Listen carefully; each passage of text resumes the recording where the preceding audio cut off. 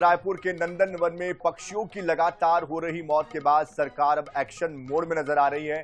One मंत्री केदार कश्यप और वरिष्ठ बीजेपी विधायक राजेश मूणत ने आज मौके पर जाकर स्थिति का जायजा लिया। इस दौरान अधिकारियों से पक्षियों की मौत के मामले में विस्तृत जानकारी ली गई।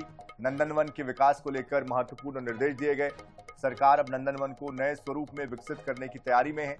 यहाँ पिकनिक स्पॉट, टॉय ट्रेन, नौका विहार, इलेक्ट्रॉनिक झूले, फूड कोर्ट, गेम जोन शुरू किए जाएंगे। साथ ही अन्य राज्यों से नए पक्षी भी लाए जाएंगे।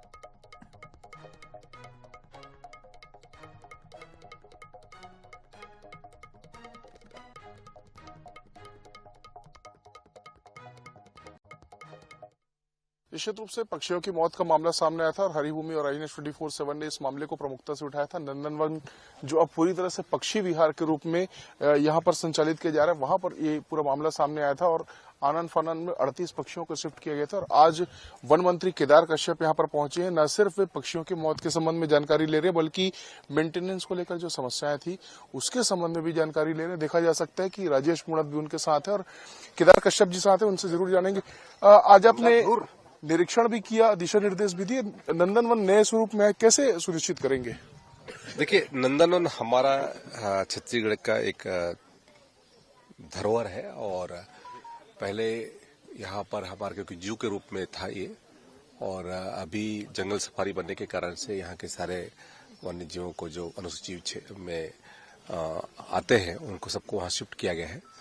तो आने वाले समय में कैसे इसको और आकर्षण का केंद्र बने, इसके लिए हमारे माननीय विधायक श्री राजेश मूणत जी के साथ में आज बैठ करके लंबी चर्चा हुई है और इसके लिए प्लान बना करके लाने को कहा है कि किस तरीके से हम आने वाले समय में इसको फिर से आकर्षण का केंद्र बनाएं और ताकि लोग आए तो यहाँ पर अपना समय व्यतीत कर सके। पक्षियों की मौत जो लगातार हो रही थी उसको लेकर भी चिंता व्यक्त की गई थी, तो उसको लेकर भी आपने दिशा निर्देश दिए हैं?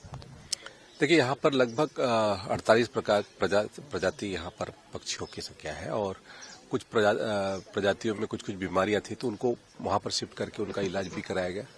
तो कैसे और ठीक हो सकता है, इस पर अपन लोगों ने कहा है कि डॉक्टरों के माध्यम से उन पक्षियों को भी ठीक किया जाए। राजेश मूणत जी से भी जानने की कोशिश करेंगे कि क्या स्वरूप आप देखना चाहते हैं राजेश मूणत जी की नंदनवन में फिर से वही आकर्षण दिखे? ये नंदनवन बहुत पहले पुराना था, रायपुर शहर की एक जान थी। कभी हम लोग भिलाई के अंदर जाते थे, लेकिन रायपुर में पूरे रायपुर के लोग घूमने फिरने यहाँ आते थे। यहाँ पिकनिक, यहाँ नौका विहार था, बहुत अच्छा गार्डन था, यहाँ बहुत अच्छे पक्षी थे। अब जंगल सफारी नई राजधानी में बन गई। माननीय मंत्री जी से आग्रह करने के बाद में मंत्री जी का मैं खुद चलूंगा स्पॉट पे आज आकर के वस्तु स्थिति को देखा है। यहाँ पर इसको डेवलप कैसे कर सकते हैं और आम जनता को लाभ कैसे मिले, उन सब पहलुओं पर विचार हो रहा है। वन मंत्री केदार कश्यप और राजेश मूणत जी यहाँ पर पहुंचे, लगातार इस बात के दिशा निर्देश दिए कि किस तरह से बेहतर ढंग से नंदनवन का फिर से क्रियान्वयन हो सके। जी, तो इस पूरी खबर पर अधिक जानकारी देने के लिए हमारे साथ हमारे संवाददाता गौरव शर्मा भी जुड़ चुके हैं। गौरव, पक्षियों की मौत को लेकर क्या कोई जानकारी इसमें सामने आई है कि क्या इसके पीछे की वजह है? क्या किसी के ऊपर कोई एक्शन लेने के निर्देश यहाँ पर मंत्री जी ने दिए हैं? किस तरह से इस पूरे मामले को देखा गया है?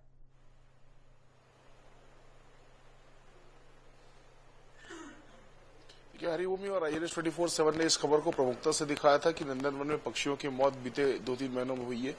38 प्रकार के जो पक्षी हैं वो वहां पर पाए जाते हैं और साथ ही साथ पिछले दिनों ग्रामीणों ने शिकायत की थी कि चूहे पक्षियों को मार रहे हैं, नुकसान पहुंचा रहे हैं, उसकी वजह से भी मौत हुई है। साथ ही साथ कुछ पक्षियों की जो दुर्लभ प्रजाति के पक्षी, उनकी मौत जो है बीमारी की वजह से भी हुई थी। तो इस खबर के सामने आने के बाद में आज वन मंत्री केदार कश्यप वहां पर पहुंचे थे।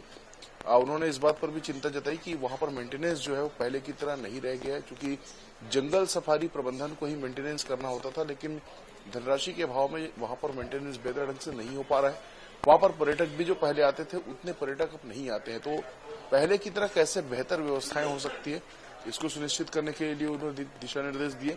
पक्षियों की मौत के मामले को बेहद गंभीरता से लिया। ग्रामीणों ने भी उनसे शिकायत की तो उन्होंने जांच के निर्देश दिए। इस बात को सुनिश्चित करने कहा कि जो पक्षी नंदनवन के पक्षी विहार में हैं उनको बेहतर ढंग से स्वास्थ्य सुविधाएं उपलब्ध कराई जाए, उपचार उनका बेहतर ढंग से हो और तत्काल जो सुविधाएं उनको देनी है वो उपलब्ध कराई जाए। साथ ही साथ नंदनवन के पक्षी विहार में किस तरह से पिकनिक स्पॉट के रूप में उसको डेवलप किया जा सकता है, इसके दिशा निर्देश दिए। तो वहां पर अब जो टॉय ट्रेन है उसका संचालन शुरू हो सकता है, गेम जोन बनाया जा सकता है, साथ ही साथ फूड कोर्ट बनाने की भी विचार जो है वो आज की गई है। और इसके साथ ही साथ दिशा निर्देश दिए गए कि सभी सुविधाओं का जो विकास है उसमें अतिरिक्त शुल्क न लगे।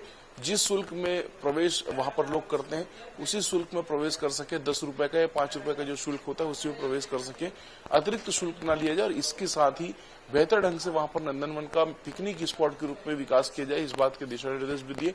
पक्षियों के संबंध में भी उन्होंने कहा कि जांच की जाए, जो दोषी उन पर कार्रवाई हो और जो पक्षी बीमार हैं उनका बेहतर ढंग से उपचार हो। बिल्कुल, जाहिर सी बात है, बेहद संवेदनशील ये मामला है, गंभीरता इसमें दिखाई गई है। आगे किस तरह से इस पर एक्शन लिया जाता है, इस पर आप नजर बनाए रखिए। बहुत शुक्रिया इस पूरी जानकारी के लिए गौरव।